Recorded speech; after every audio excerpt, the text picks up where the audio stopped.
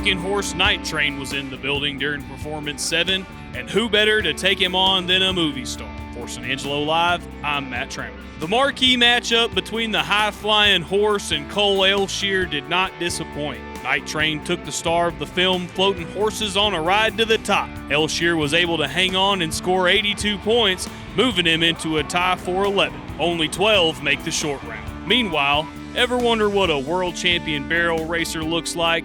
Well, here you go. The pride of Tolar, Texas, Jordan Briggs, also known as the defending world champion, notched a 14.28 time, putting her in the top spot overall. San Angelo Live's Manny Diaz somehow slowed her down long enough for a quick chat. As King George would say, how about them cowgirls? It's barrel racing, presented by Bad Boy Mowers at Henderson Tractor and Implement. Well, it's barrel racing, proudly presented by Bad Boy Mowers over at Henderson Tractor and Implement. And I am joined by Miss Jordan Briggs. She ran a 14.28 time today in barrel racing in Performance 7 on her horse, Rollo. Not the candy, but the horse today. Number one in the average that this time puts you in. You can say what you want about, having the fastest time in the rodeo, but if you have the fastest time in the average, that means you're doing something. First and foremost, let's talk about this ride. Tell me about how Rollo performed this afternoon.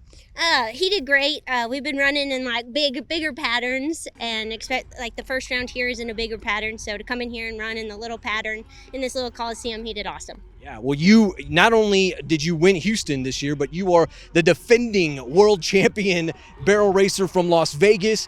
Tell me, Houston, that's just kind of just a rinky-dink rodeo, right? How does that compare to San Angelo in terms, you talked a little bit about the depth of the field there in the pen. Tell me, what's the biggest difference in that?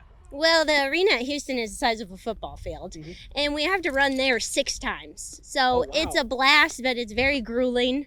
And so it's nice to come here and just make 3 runs, hopefully. I'm proud to be number 1 in the average because it means I get to come back to San Angelo. But yeah, I'm glad to be back in just the average where they just keep adding your times together and not just such a cutthroat. Yeah. That seems a lot different there. Yes. Definitely. All right, so defending world champion, imagine that has to be a pretty cool thing to absorb. How much do you really kind of get to enjoy that before you get to just defend your title?